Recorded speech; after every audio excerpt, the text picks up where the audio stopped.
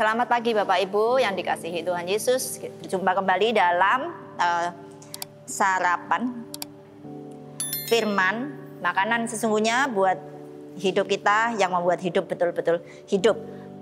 Saya kebagian topik kitab Nahum. Mari kita baca di seluruh kitab Nahum adalah nubuatan, ada 3 pasal di kitab Nahum. Seluruh kitab ini gambarannya adalah kegeraman Allah, peringatan akan pengadilan Allah terhadap Niniwe dan bangsa Asyur. Seluruhnya bicara soal penghukuman, kegeraman Allah, murka Allah, penghakimannya dan sebagainya.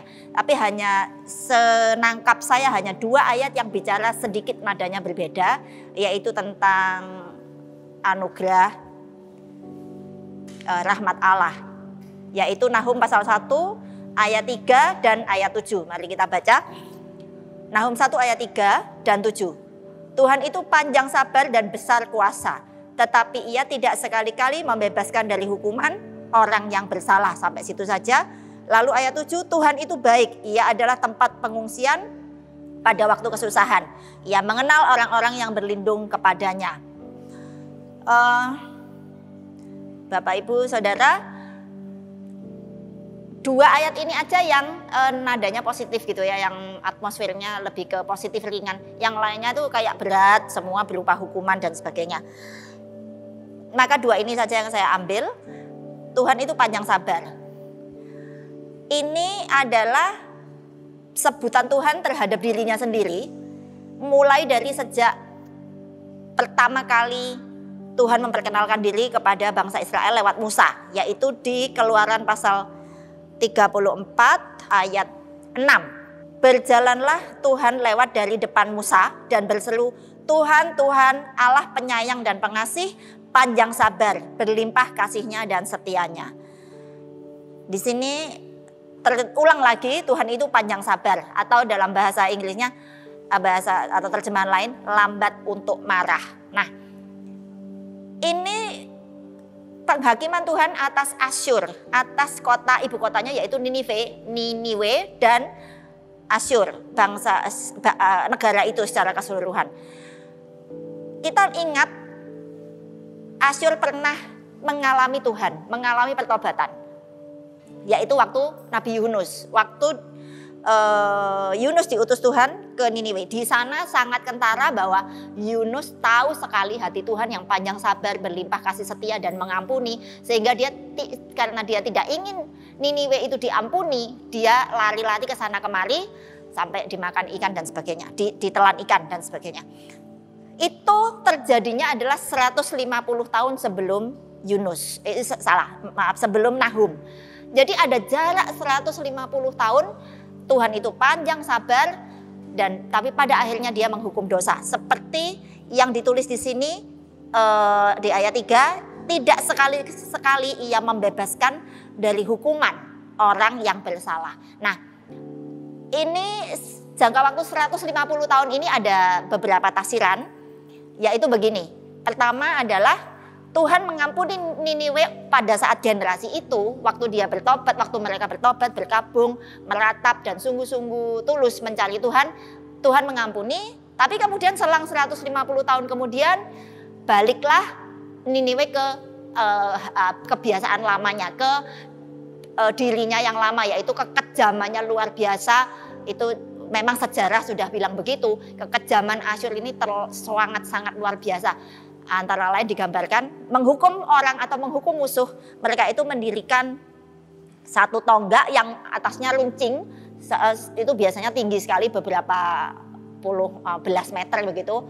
Atau yang di ceritanya Haman yang ingin menggantung Mordekai, itu 25 meter kalau tidak salah. Itu lalu orang terhukum itu digantung di situ, dalam arti karena itu runcing. Orang itu ditaruh situ dan lama-lama dia akan tertusuk gitu. Dia waktu turun karena gravitasi bumi, dia akan tertusuk ya seperti sate. Begitu, itu kekejaman bangsa Asyur seperti itu. Lalu Allah sangat wajar Allah itu murka terhadap dosa yang seperti itu, kekejaman yang seperti itu. Tapi pada waktu Niniwe bertobat di zaman Yunus, ada yang bilang Allah menunda. Kejahatan-kejahatan itu tetap tidak hilang, tapi tertunda gitu ya, ditunda. Sehingga di saat yang tepat juga bersamaan dengan kembalinya Niniwe ke kebiasaan lama, ke kejaman yang lama, ke diri mereka yang lama, ke cara-cara kekerasan dan segala macam kecurangan, maka sudah waktunya Tuhan menjatuhkan hukuman itu. Tapi oke, tidak masalah yang mana saja, tapi memang betul bahwa Tuhan itu panjang sabar. Kalau dia sampai bisa menunggu 150 tahun, 120 tahun pada zaman Nuh, dia memang sangat panjang sabar dan memberi kesempatan orang untuk terus memberi kesempatan orang untuk bertobat. Tapi panjang sabar bukan berarti dosa itu luput dari hukuman. Karena keadilannya pasti dia harus menghukum dosa. Maka itu yang kita dapat dari ayat 3 dan 7 ini. Selanjutnya satu poin lagi yang kita bisa pelajari. Penderitaan oleh bangsa-bangsa yang tak mengenal Allah. Jadi kalau ada, tidak usah bangsa-bangsa. Kita tahu ada orang yang sangat jahat gitu ya. Sangat jahat, terus membuat orang lain merasa sengsara, mengkorbankan orang lain. Banyak orang menjadi korban, seperti dalam hal ini Asyur atau Assyria yang ibu kotanya Niniwe. Tapi di sekeliling kita juga melihat ada banyak orang yang umumnya itu hanya membuat penderitaan kepada orang lain karena dia itu berpikirnya jahat, tindakannya jahat, ucapannya jahat, rencana-rencananya jahat. Dia pokoknya punya hati jahat. Sekarang kita bertanya-tanya, ini kenapa kalau Tuhan Maha Kuasa, kenapa dia izinkan ini terjadi?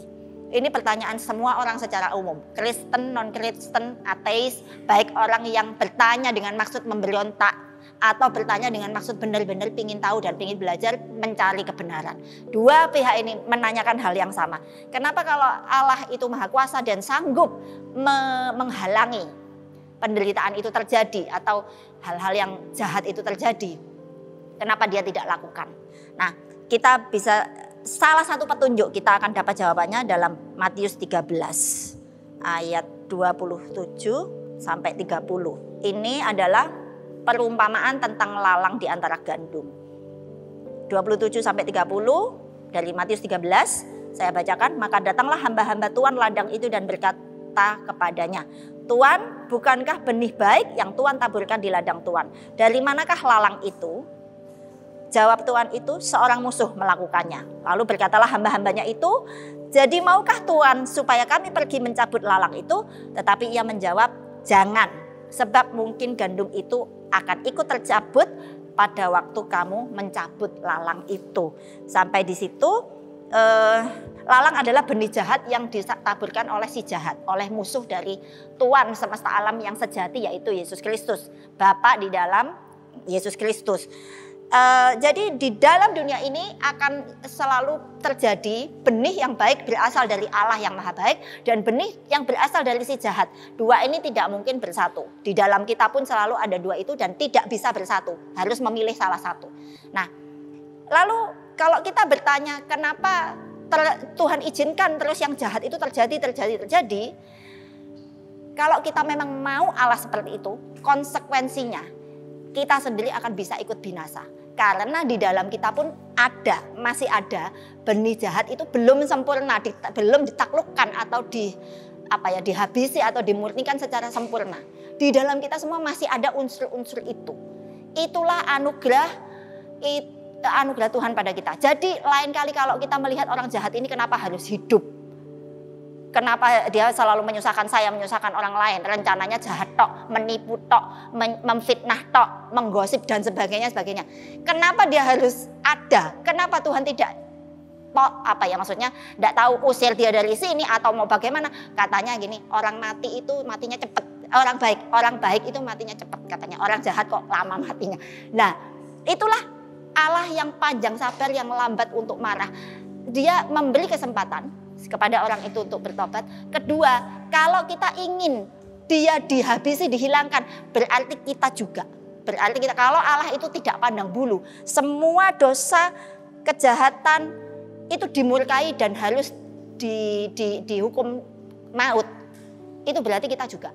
Makanya Tuhan yang baik itu di dalam Matius tadi, perumpamaan tadi bilang, jangan sekarang, nanti benih yang baik ikut tercabut.